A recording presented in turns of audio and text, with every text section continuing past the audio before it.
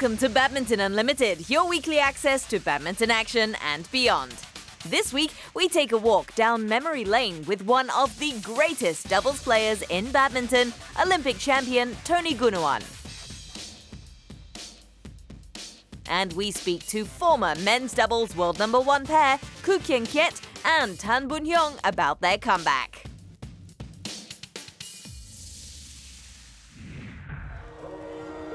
After grabbing a second BWF World Championships title earlier this year, Muhammad Ahsan and Hendra Setiawan continued Indonesia's storied tradition in men's doubles. When it comes to this category, the country has had an illustrious roll call of players dating back a number of years. 1980 world champions Christian Hadinata and Olympic champions Reksi Mayanaki, Ricky Subagja, and Chandra Wijaya are some of the great Indonesian names in badminton.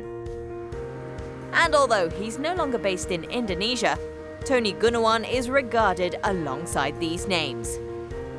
Now a naturalized American, the 40-year-old is best remembered for his 2 world titles and the big one, a gold at the 2000 Sydney Summer Games. It feels like all your hard work, all your practicing from little until you got the goal is all paid off. So cannot sleep, always smile for like couple months. It's dream come true. Tony was competing at the recently concluded BWF World Senior Championships in Helsingborg, Sweden, when he shared with us his inspiring career. The Surabaya native began his badminton journey at home before honing his skills with one of Indonesia's biggest clubs, Jaya Raya, in 1991. I'm born in a badminton family. That's how I started, and my dad is my first coach. I play for Club Jaya Raya, where Chandra is, and right now they have Hendra Setiawan, and before they have Susi, Susanti, Alan Budi Kusuma, and Nia Audina. I play for that club. Christian Hadinata, my coach, national team coach, is my idol. He's one of legend. He won several doubles and mix in All England and big major tournaments. Impressive displays on the domestic circuit earned Tony a place into the national team 2 years later. An international debut in China followed, and it proved to be a humbling one. A harsh lesson at the time, but one that Tony needed. That time it's still junior, first year, and then and Chinese player also like very, very strong. So lose like I think second round or something. Yeah, not really good. It's an eye opener, as because I thought like when I got selected national team, I'm pretty good, right? And then they send you out in the real and not really real because it's only 3-star tournaments. You're not even 5-star yet. Then got beaten badly, so that eye opener for me to work even harder. 1997 proved to be his breakout year as he won his maiden title at the French Open with Victor Wibowo. But it was with Halim Haryanto and Chandra Wijaya that Tony would go on to score major titles. When quizzed, Tony chose the latter as his best partner, and it was with him that Tony would clinch the biggest prize of his career. I do enjoy playing with all of them, but if I have to pick one, then I will say Chandra is my favorite one because of we kind of have similar character. Tony kurang lebih stylenya hampir sama dengan saya. Bersama itu maksudnya Tony's style is almost similar to mine. What I mean is, both of us are hard workers. We keep it simple actually. Tony and I were very determined at the time, and our preparations for the Olympics were incredible. Untuk mempersiapkan di Olimpiade itu ya. Didn't say anything. Like we just look at each other, and then yes, I think feeling is the same. Like we did it. Like all our hard work, all our tears during training. All our problem is kind of like solved on that time, that moment. Tony continued his winning form into 2001. this time with Halim, as they grabbed an All-England win before his first World Championships title in Seville. But that was to be his last triumph for Indonesia. Wanting to further his studies, Tony took the difficult decision to move to the United States the year after. Oh, it's very difficult. The culture is very different. Like I said, badminton is very unpopular in US. It's known as a backyard sport. I don't want badminton in Indonesia is my last career. So, I moved to US is the reason for it is to continue my study first. But then badminton is my blood, so I cannot leave badminton just like that. So I still play, I coach. Picking up from where he left off, Tony continued his career with the Stars and Stripes. Defying the odds, he battled to his second world title in 2005, unfortunately at the expense of his former partner. I'm pretty sure everyone say that, oh, my career as a badminton player is done. I partner with Howard Bucks, which is a US player, so I'm pretty sure everyone, like the top player, will say, Tony, no more. Some mixed feeling, like I'm happy, I'm still there, and I can still win a World Championship, but also sad because I'm not the same team with Chandra anymore. Shortly after that, the Golden Duo were reunited after Chandra resigned from the Indonesian national team. They enjoyed considerable success before Tony finally called time on his remarkable career in 2012. Despite his outstanding achievements, the father of two simply hopes to be remembered for his versatility on court as he switches his focus to coaching. Everyone is different. I don't know how other players also know me as a what. I'm not sure.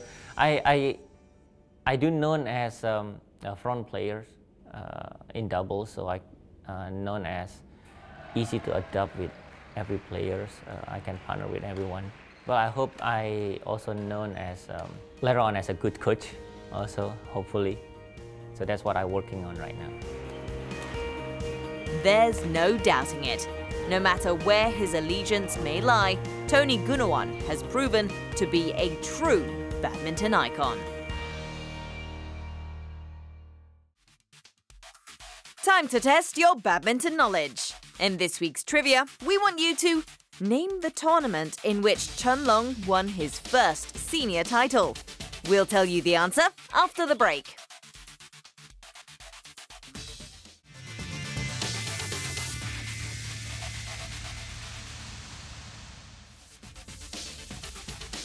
When we return, we speak to reunited men's doubles duo Koo Kian Kiet and Tan Boon Hyung of Malaysia about their plans for the future.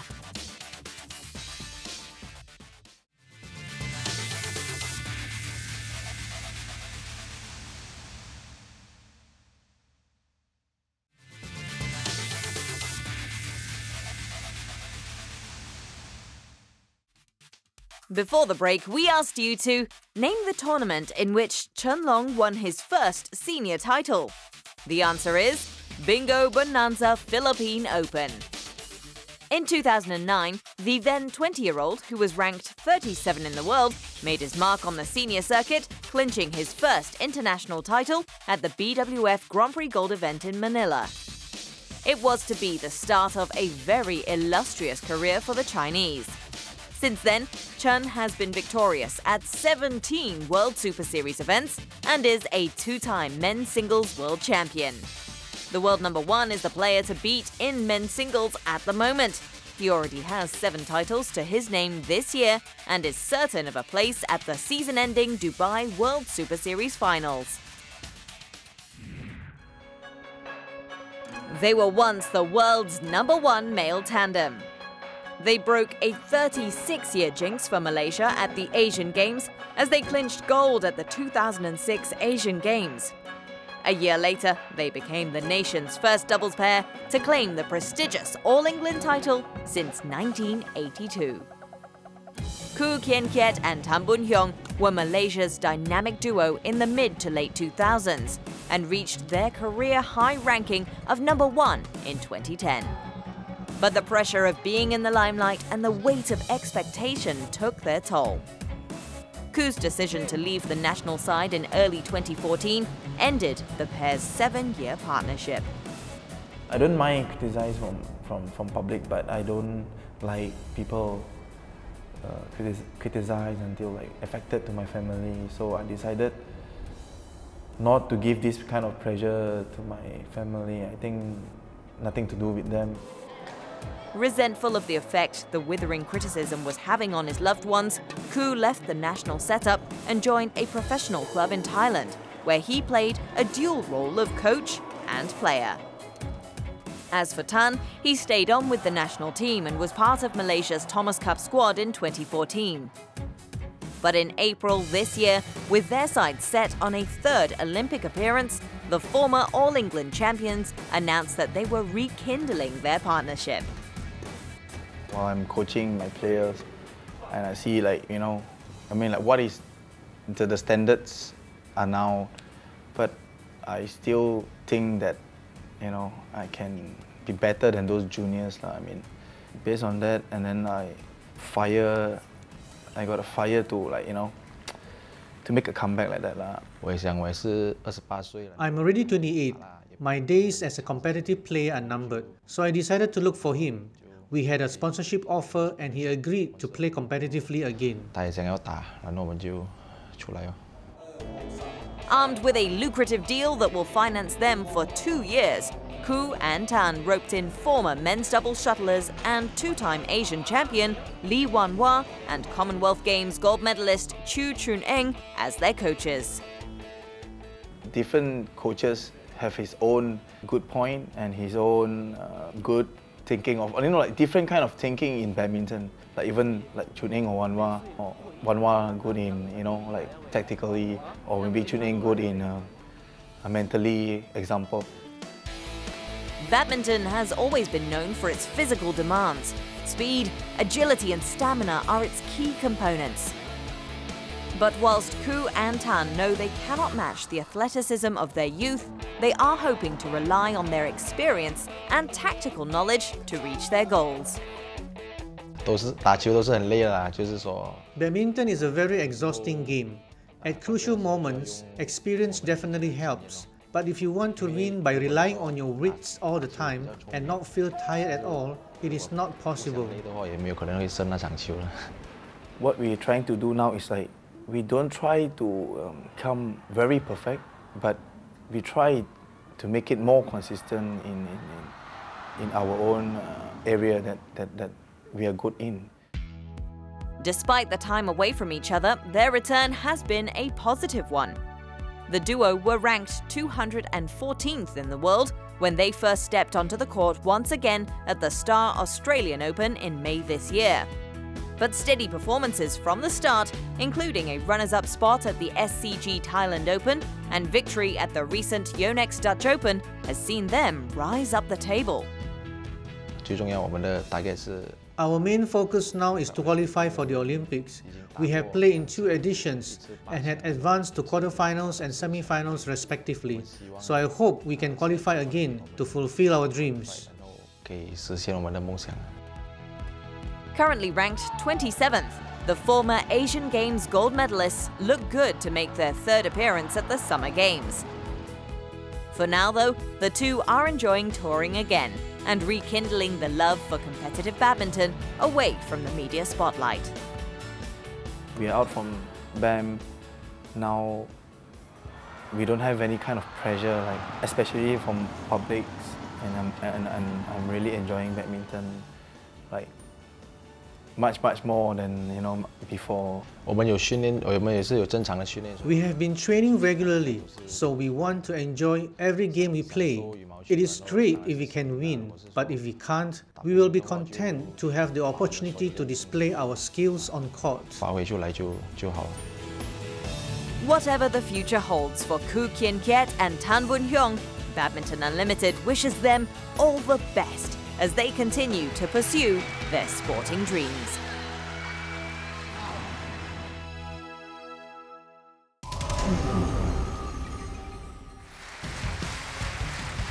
The BWF World Superseries resumed last week at the Yonex Denmark Open. The curtain raiser on finals day was the mixed doubles, as Korea's Ko Sung-hyun and Kim Ha-na went up against Indonesia's Tontowi Ahmad and Liliana Natsir. 2013 world champions Tontowi and Liliana got off to a great start, only for Ko and Kim to level things at 1 apiece after 2 games. The Koreans continued their momentum into the rubber, winning the match and taking the title. Final score 20-22, 21-18, 21-9. An unfortunate injury to China's Zhao Yunlei meant a walkover in the women's doubles. Zhao and partner Tian Qing conceding the title to Koreans Jung Kyun-eun and Shin Seung-chan. Next was the men's doubles clash between world #1 pair Lee Yong-dae and Yu Yeon-seong and China's Liu Cheng and Lu Kai. Already winners of the last 2 World Superseries tournaments, Koreans Lee and Yu went into this in unstoppable form. And after 42 minutes, they got their hat-trick, making short work of their opponents in straight games, 21-8, 21-14. Defending champion Lee Xue-rui took to the court next as she faced India's PV Sindhu in the women's singles final. With no titles to show this year, former world #1 Lee was keen to break her duck against Sindhu. Despite a shaky start, the Chinese Olympic winner was soon on the front foot as she defeated her Indian opponent in 2 games, 21-19, 21-12. China's #1 man Chen Long faced Indonesia's Tommy Sugiarto in the concluding men's singles final. Including the world crown, the Chinese shuttler already has 6 titles to his name this year and was on course for another in this one. Despite Tommy's best efforts, Chen was easily in control from start to finish. And it was all over in 45 minutes. Final score 21-12, 21-12 to the world champion.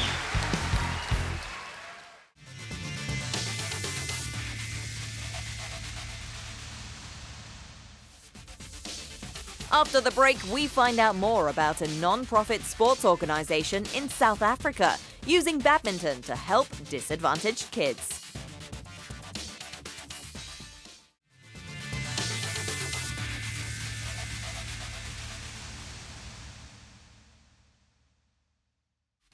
This week's Players of the Week are Korea's dynamic duo Lee Yong-dae and Yu Yeon-seong.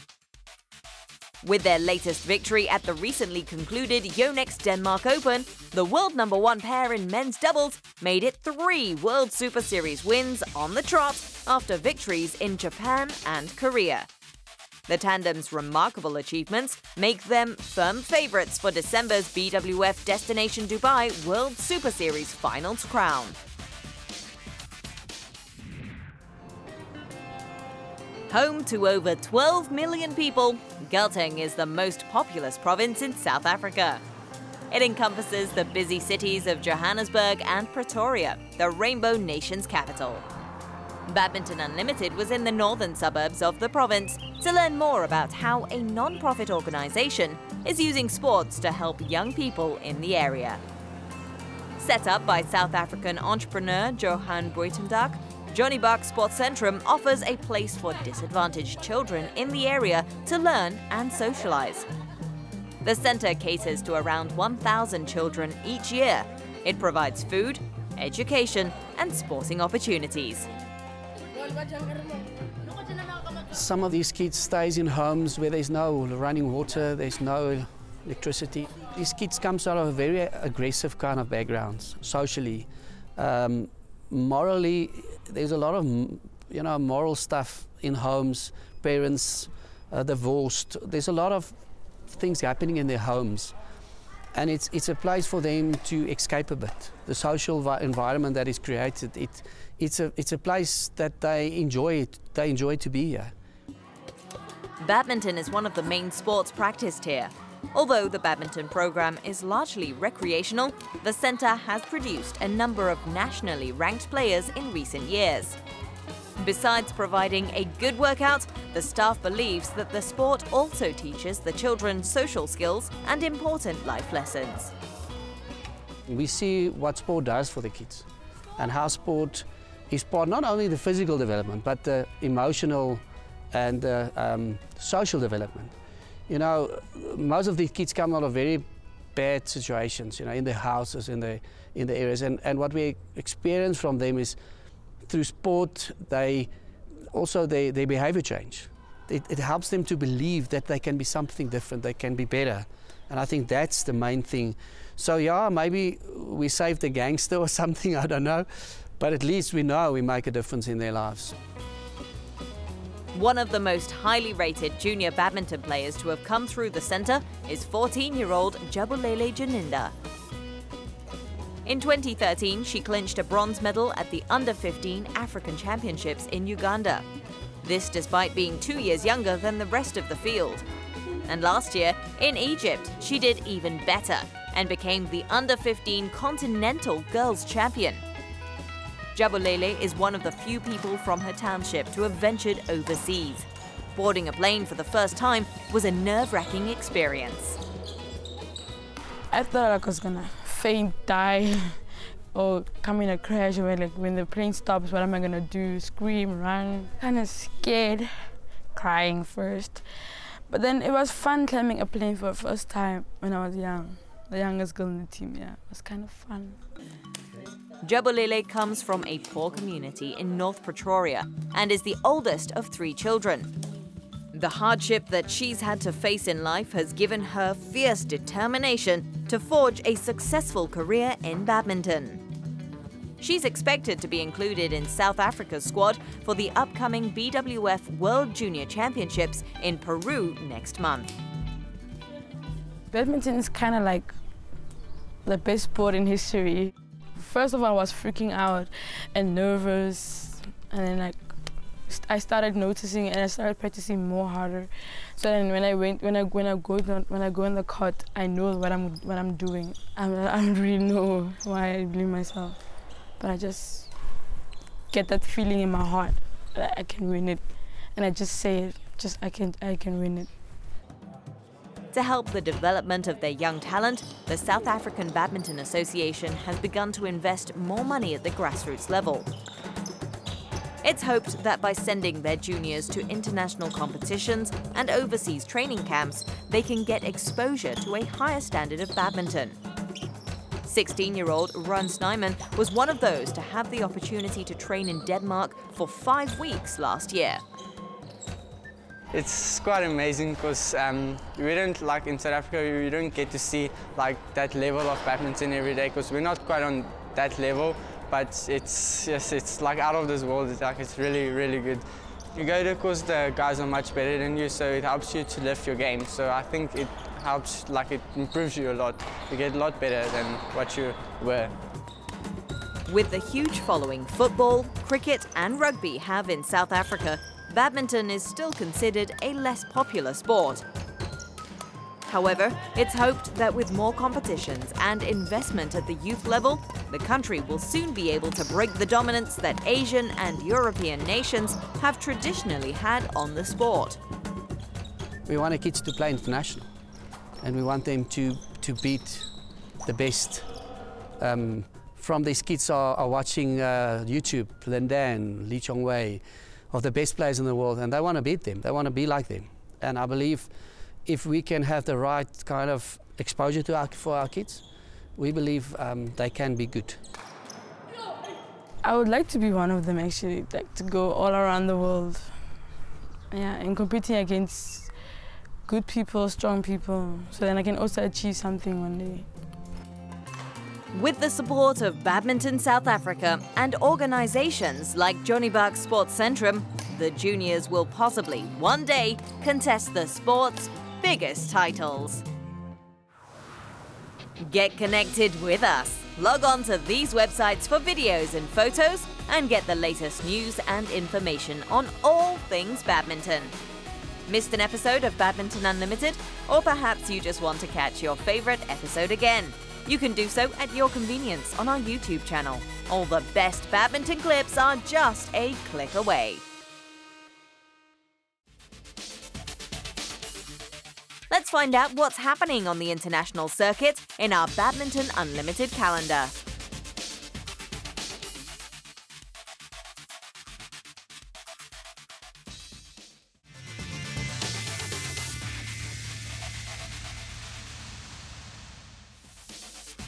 Next week on Badminton Unlimited, we spend the afternoon with the McGees, the badminton family flying the Irish flag in international badminton.